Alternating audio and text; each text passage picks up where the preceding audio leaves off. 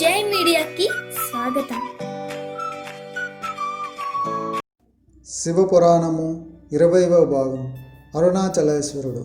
మనకి అష్టమూర్తి తత్వం అని శివతత్వంలో ఒక మాట చెప్తారు. అంతటా ఉన్న పరమేశ్వర చైతన్యమును గుర్తించలేనప్పుడు సాకారోపాసన శివుని దేవుని యందు చూడవచ్చు అన్న దానిని గురించి శంకర భగవత్పాదులు చెప్పారు. కంచిలో పృథ్వీలింగం, జంబుకాశ్వరంలో జలలింగం, అరుణాచలంలో అగ్నిలింగం, చిదంబరంలో ఆకాశలింగం, శ్రీకాళహస్తిలో వాయులింగం, కోణార్కులో సూర్యలింగం, సీతగుండంలో చంద్రలింగం, కాఠ్మాండులో యజమానలింగం. ఈ 8 అష్టమూర్తులు. ఈ 8 కూడా ఈశ్వరుడే. కాబట్టి ఇవి మీ కంటితో చూసి ఉపాసన చేయడానికి యోగ్యమైన పరమశివ స్వరూపములు. అరుణాచలంలో ఉన్నది అగ్నిలింగం. అగ్నిలింగం దగ్గర అగ్ని ఉండాలి. కానీ అరుణాచలంలోని శివలింగం దగ్గరికి వెళ్ళి దర్శనం చేసుకుంటే అక్కడ మనకి అగ్ని కనిపించదు. అటువంటప్పుడు దాన్ని అగ్నిలింగం అని ఎందుకు పిలుస్తారు అనే సందేహం కలగవచ్చు. అక్కడ రాశీభూతమైన జ్ఞాన అగ్ని ఉంది. అందుకే స్కాంద పురాణం అంది, జీవకోటి యాత్రలో ఒక చోట అడ్డంగా ఒక గీత పెట్టుబడుతుంది. ఆ గీతకు ముందున్నది అరుణాచల ప్రవేశమునకు ముందు గడిపిన జీవిత యాత్ర.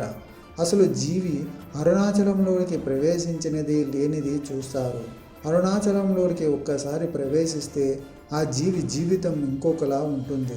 కానీ అందరూ అరుణాచలంలోనికి ప్రవేశించలేరు. అరుణాచల ప్రవేశమునకు ఈశ్వరానుగ్రహం కావాలి. అరుణాచలం అంత పరమ పావనమైనటువంటి క్షేత్రం. అంతరాలయంలో ఉన్న శివలింగమునకు కొంచెం దగ్గరగా కూర్చుంటే మీకు ఒక్కపోసేసి చెమటలు పట్టేసి ఏదో కొంచెం వెతితో సతమతం అయిపోతున్నట్లుగా కనిపిస్తుంది. అది తీవ్రమైన అగ్ని అయితే ఆ సిగను మీరు తట్టుకోలేరు. అందుకని ఈశ్వరుడు తానే అగ్నిహోత్రమని అలా నిరూపిస్తుంటాడు. అటువంటి పరమ పావనమైన క్షేత్రంలో వెలిసిన స్వామి అరుణాచలేశ్వరుడు. మనం ఒకానొప్పుడు శంకరుడిని ప్రార్థన చేస్తే ఆయన మనకిచ్చిన వరములను 4 చెప్తారు. దర్శనాత్ అభ్రష దశి జననాత్ కమలాలే స్మరణాత్ అరుణాచలే కాశ్యాంతు మరణాన్ముక్తి. స్మరణము మనసుకు సంబంధించినది. మీరు ఇక్కడ అరుణాచల శివుడు అని తలుచుకుంటే చాలు, మీ పాపరాశిని ధ్వంసం చేస్తాను అన్నాడు. కేవలము స్మరించినంత మాత్రము చేత పాపరాశిని ధ్వంసం చేయగలనే క్షేత్రం అరుణాచల క్షేత్రం. ఇక్కడ పరమశివుడు 3గా కనపడుతూ ఉంటాడు అని పురాణం చెప్తుంది. అక్కడ ఒక పెద్ద పర్వతం ఉంది. దాని పేరే అరుణాచలం. అచలము అంటే కుండ. దానికి ప్రదక్షిణం చేయాలంటే 14 కిలోమీటర్లు నడవాల్సి ఉంటుంది. ఆ కొండ అంతా శివుడే. అక్కడ కొండే శివుడు. కొండ కింద ఉన్న భాగమును అరుణాచల పాదములు అని పిలుస్తారు. అక్కడికి వెళ్ళిన భక్తులు ఆ కొండకి ప్రదక్షిణ చేస్తారు. అలా చేస్తే ఎన్ని కోట్ల జన్మల పాపములు అక్కడ దగ్ధమవుతాయి. గిరి ప్రదక్షిణం అనేది మనం ప్రయత్నపూర్వకంగా చేయాలి. ప్రదక్షిణం ప్రారంభం చేయగానే ఒక వినాయకుడి గుడి ఉంటుంది. అక్కడ నమస్కారం చేసి అరుణాచలానికి ప్రదక్షిణానికి బయలుదేరుతారు. అలా బయలుదేరినప్పుడు మొట్టమొదటి దక్షిణ దిక్కున కనబడే లింగం యమలింగం. దక్షిణ దిక్కున ఉన్న యమధర్మరాజు అనుగ్రహము చేత మీకు ఆయువు వృద్ధి అవుతుంది. ప్రదక్షిణ చేసే సమయంలో చుట్టూ ఉన్న అన్ని ఆలయములను దర్శనం చేస్తూ చేయాలి. ఈ యమలింగమునకు ఒక ప్రత్యేకత ఉంది. ఎముకలు విరిగిపోయిన వాళ్ళు, ఎముకలు అరిగి బాధపడుతున్న వాళ్ళు అరుణాచలంలో యమలింగ దర్శనము చేస్తే ఆ ఎముకలు చాలా తొందరగా అంటుకుంటాయి. చాలామందికి అలా జరిగాయి. అక్కడ గల యమలింగమునకు అటువంటి శక్తి ఉంది. ప్రదక్షిణం చేస్తున్నప్పుడు నైరుతి దిక్కుకు వెళ్ళేటప్పటికీ అక్కడ నైరుతి లింగం అని ఒక లింగం ఉంటుంది. అది రోడ్డు మీదకి కనపడదు, కాస్త లోపలికి ఉంటుంది. మనసు చాలా తొందరగా నిలకడగలిగిన పరమశక్తివంతమైన ప్రదేశం నైరుతి లింగం అని చెప్తారు. నైరుతి లింగం దగ్గర కూర్చుని కాసేపు ధ్యానం చేసుకోవడమే. ఒక శ్లోకము, ఒక పద్యము, ఒక శివ సందర్భమో చెప్పుకోవాలి. ఆ నైరుతి లింగం దగ్గరే కావ్యకంఠ గణపతి ముని తపస్సు చేశారు. అరుణాచలేశ్వరుడు కావ్యకంఠ గణపతి ముని తపస్సుకి తొందరగా పలికిన ప్రదేశం నైరుతి లింగాస్థానం. కాబట్టి నైరుతి లింగం దగ్గరకు వెళ్ళినప్పుడు అరుణాచలేశ్వరాని అనుగ్రహాన్ని మాయందు ప్రసారించు అని చక్కగా నమస్కారం చేసుకోవాలి. అరుణాచలగిరి ప్రదక్షిణం చేస్తున్నప్పుడు ఉత్తర దిక్కుకు వెళ్ళేటప్పటికీ అక్కడ ఉన్న లింగమును కుబేరలింగం అని పిలుస్తారు. అక్కడికి వెళ్ళి ప్రార్థన చేసినట్లయితే ఐశ్వర్య సంపత్తి కలుగుతుంది. మనం పశ్చిమ దిక్కుకు వెళ్ళినప్పుడు అన్నామలై అనే క్షేత్రం ఒకటి ఉంటుంది. అక్కడ ఒక శివాలయం ఉంది. అక్కడ చక్కని నంది విగ్రహం ఉంది.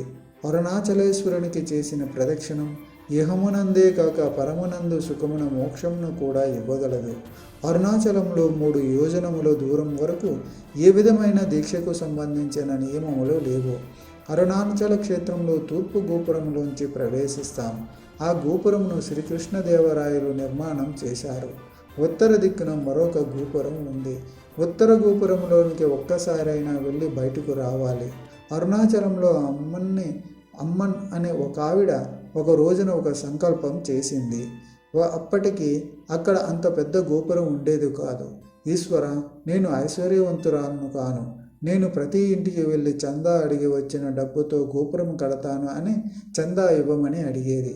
ఎవరి ఇంటి ముందుకు వెళ్ళినా వాళ్ళ ఇంటిలో ఉన్న డబ్బు ఖచ్చితంగా ఎంత ఉన్నదో అనా పైసలతో లెక్క చెప్పేది.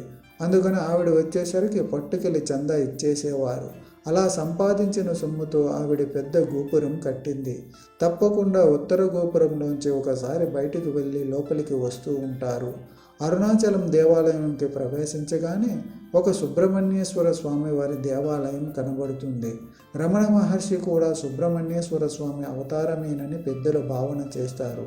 ఆ తరువాత కుడివైపుకు వెడితే అక్కడ పాతాళ లింగం ఒక లింగం ఉంటుంది. అక్కడ మెట్లు దిగి లోపలికి వెళ్ళాలి. అక్కడ ఒక యోగి సమాధి ఉన్నది. ఆ సమాధి మీదనే పాతాళ లింగం ఉంటుంది. తర్వాత క్షేత్రమునకు సంబంధించిన వృక్షం ఇప్ప చెట్టు ఆలయమునకు కొంచెం దక్షిణంగా వెడితే కనబడుతుంది. ఆ చెట్టు కింద కూర్చుని కొనాళ్ళు తపస్సు చేశారు. అటువంటి పరమ పావనమైన క్షేత్రం ఇది. దాటగానే ఒక పెద్ద నంది కనబడుతుంది. దానిని మొదటి నంది అంటారు. దానిని దాటి ప్రకారంలోనికి వెళ్ళినట్లయితే అరుణాచలేశ్వరుని దేవాలయం కనబడుతుంది. అరుణాచలేశ్వరుని శివలింగం చాలా పెద్దదిగా ఉంటుంది. అయ్యవారికి ఇటువైపున అపీతక చాంబ అనే పేరుతో పార్వతీదేవి ఉంటుంది. ఈశాన్యలింగం వైపు వెళ్ళేటప్పుడు బస్సు స్టాండ్కు వచ్చే రెండవ వైపు రోడ్డులో పచ్చయ్యమాన్ గుడి కనబడుతుంది. ఒకనాడు కైలాస పర్వతం మీద కూర్చున్న పరమశివుని కన్నుల వెనుక నుంచి వచ్చి పరిహాసమునకు మూసిన కారణము చేత లోకమంతా చీకటి అలుముకుంటే తద్దోష పరిహార్థమనే అమ్మవారు తపస్సు చేసి పచ్చయ్యమాన్ అనే పేరుతో అరుణగిరి యందు వెలిసింది. పరమశివుడు తన వామార్ధ భాగంలోకి అమ్మవారిని సుబ్రహ్మణ్యుడికి పాలివ్వడం కూడా మాని, నా కోసం వచ్చిన దానిని కాబట్టి నిన్ను అపీత చాంబ అని పిలుస్తున్నాను అని ఆ పేరుతో అమ్మవారిని తన శరీర అర్ధభాగమునందు స్వీకరించాడు. అరుణాచలంలో మామిడి గుహ అనే ఒక గుహ ఉంది. ఆ గుహలో కూర్చొని కావ్యకంఠ గణపతి ముని ఉమాసహస్రం రాశారు. లోపల వెడుతున్నప్పుడు తూర్పు వైపుకు దాటి వల్లాల గోపురం అనే పెద్ద గోపురం కనిపిస్తుంది. కిలి గోపురం అక్కడే ఉంది. అరుణాచలం కొండ సామాన్యమైన కొండ కాదు.